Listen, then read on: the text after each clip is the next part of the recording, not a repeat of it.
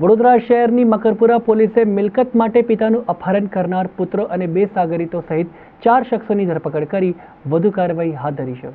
વડોદરાના મકરપુરા એરફોર્સ પાછળ જયરામનગરમાં રહેતા નાગેશ્વર પ્રસાદ પાસે તેમના બંને પુત્ર નોલેશ પ્રસાદ અને કમલેશ પ્રસાદના મિત્રોએ આવી ઝઘડો કર્યો હતો। ત્યારબાદમાં પુત્રના મિત્ર અમર અને તુષારે નાગેશ્વરભાઈને પકડી રાખ્યા હતા।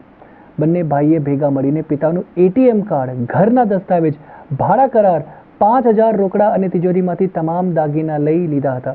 જે બાદ તેઓ નાગેશ્વરભાઈને જબરજસ્તી બાઇક પર બેસાડીને કમલેશના ઘરે લઈ ગયા હતા, જ્યાં તેઓએ એક રૂમમાં હાથ પગ બાંધીને ગોંધી રાખ્યા હતા।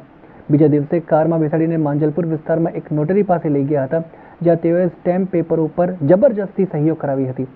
સહી કરાવી લઈને બંને પુત્ર પિતાને ટ્રેનમાં બેસાડીને ઉત્તર પ્રદેશ દીકરીના ઘરે લઈ ગયા હતા। જે બાદ સુરત પોતાના સંબંધીના ઘરે આવી ગયા હતા। ત્યારબાદ તેઓએ મકરપુરા પોલીસ સ્ટેશનમાં ફરિયાદ નોંધાવી હતી। આ બનાવને પગલે પોલીસે આરોપીઓને હાજર થવા નોટિસ આપી હતી, જેના આધારે બંને પુત્રો સહિત અન્ય 2 મિત્ર પોલીસ સ્ટેશન હાજર થયા હતા। પોલીસે પિતાનું અપહરણ કરનાર બંને પુત્ર કમલેશ પ્રસાદ અને નોલેશ કુમાર પ્રસાદ અને પુત્રના મિત્ર મનોજ કુમાર કુશવાહા અને તુષાર યાદવની ધરપકડ કરી હતી।